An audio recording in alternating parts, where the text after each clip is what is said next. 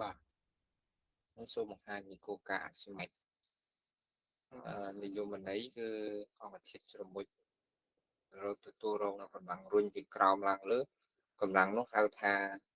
កម្លាំងដំណើរអាស្មេតអញ្ចឹងរូបមន្តគឺ FV ស្មើរ GV ហើយ FV នេះជាកម្លាំងដំណើរអាស្មេតហើយ ρ នេះជាបាក់មីតអង្គធាតុរាវហើយ G នេះសន្ទុះដីហើយ V នេះជាមីតរបស់ទីអញ្ចឹងវាមានលក្ខណៈគឺដៅឡើងទៅលើរុញវត្ថុឲ្យឡើងទៅលើហើយចំណុចចាប់